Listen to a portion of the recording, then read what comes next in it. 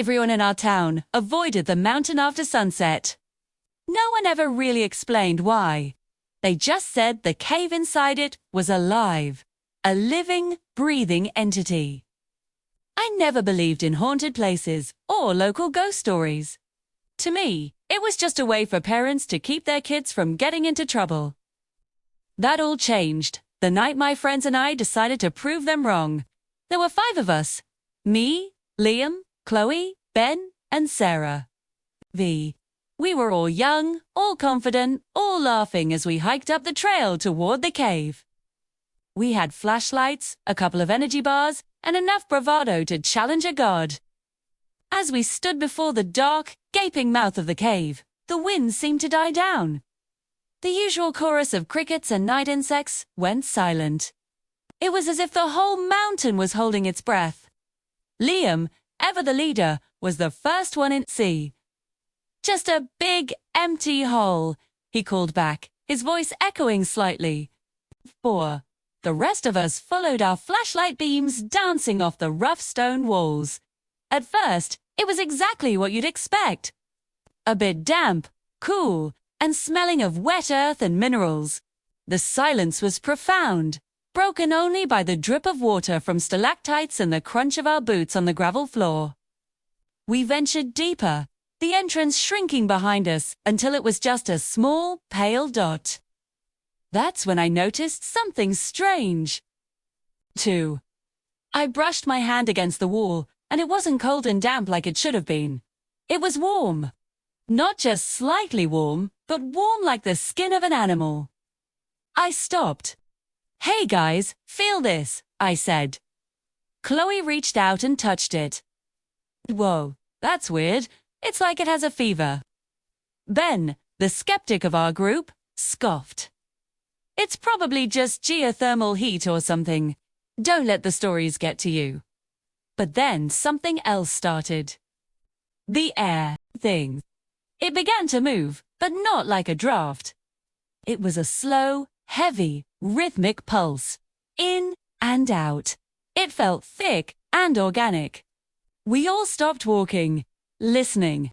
The sound was almost too low to hear. A deep rumble that vibrated through the soles of our shoes. It sounds like breathing," Sarah whispered, her voice trembling. Liam laughed, a short, nervous bark. "Fun! It's just the wind in the tunnels." But no one laughed a second time. The feeling was too real, too unsettling. Suddenly, all 5 of our flashlights flickered at the exact same moment. They dimmed to a weak orange glow and then returned to full brightness in perfect unison. A cold dread washed over me. That wasn't a coincidence. That's when we heard it. The distinct sound of footsteps behind us. Not ours.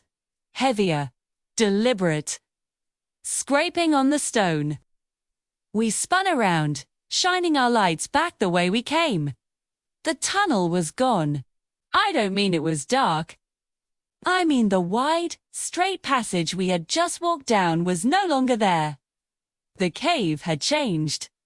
Doors had closed in, twisting and contorting into a maze of narrow, unfamiliar paths. The rock itself seemed to have shifted, sealing our exit. Panic began to set in, a tight knot in my stomach. "Where did the tunnel go?" Chloe cried out, her voice echoing in the new, cramped space. Ben, who had been so dismissive just moments before, was the first to break. His eyes were wide with terror. "This isn't real. It's a trick of the light."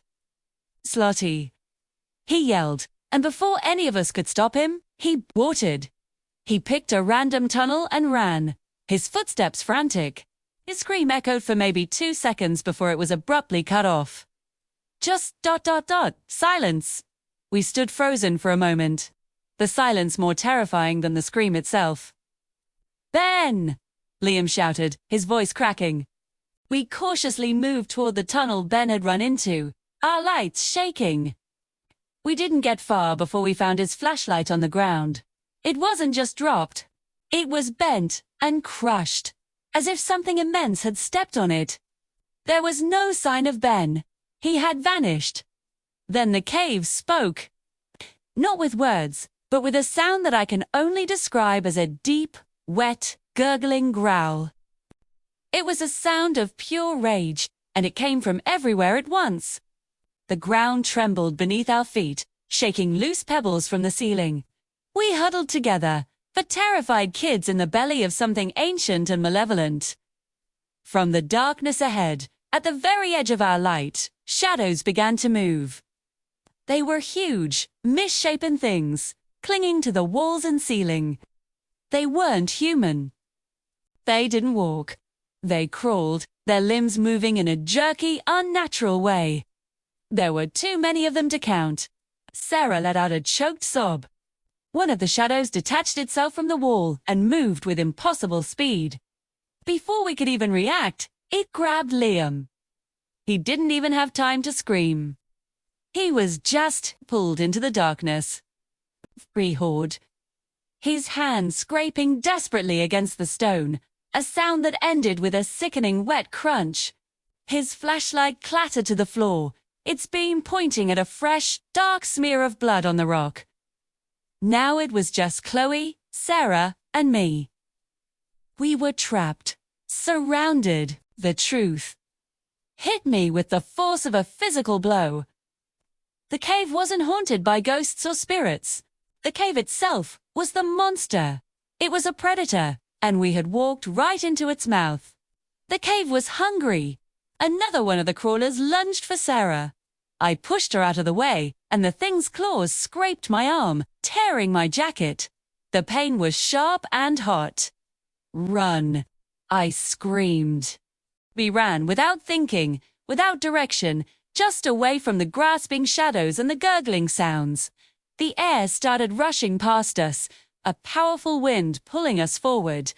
It felt like the cave was inhaling, drawing us deeper into its throat. I don't know how long we ran. It felt like an eternity. The tunnels twisted and turned, the warm walls pressing in on us. I lost sight of Chloe and Sarah in the chaos. I was alone, running blindly through the pulsing darkness, the sound of my own ragged breathing lost in the roar of the cave. The air current grew stronger, a hurricane-force wind that lifted me off my feet. I remember tumbling through the air, hitting stone, and then nothing. I woke up coughing, my face pressed against cold, dewy grass. Morning light blinded me. I was outside. I scrambled to my feet and looked back. The cave entrance was there, but it looked different. It was small, silent, a simple, dark hole in the side of the mountain, looking as if nothing had ever happened. Of my friends. There was no sign. I stumbled back to town, babbling incoherently about the cave being alive, about the things in the dark. No one believed me, not really. They thought I was in shock, that my friends had simply gotten lost. Rescue teams searched for days. They scoured every inch of that cave, or at least the version of the cave they could find. It was just a simple, empty cavern. They found no bodies, no blood, no sign of Liam, Chloe, Ben, or Sarah. Nothing. It was as if they had never existed, or after the search was called off, the authorities sealed the cave entrance with concrete and steel. For the town's safety, they said. I knew the real reason. They were afraid. They knew the stories were true. The cave was sealed forever. But even now, years later, hikers who get too close to that mountain sometimes report something strange. On quiet nights, if you stand near the sealed entrance, they say you can still hear it. A deep, slow, rhythmic sound coming from inside the mountain. The sound of breathing. Slow. Patient. Waiting. If you enjoyed this story, don't forget to like the video and subscribe for more terrifying stories every day. Thanks for listening.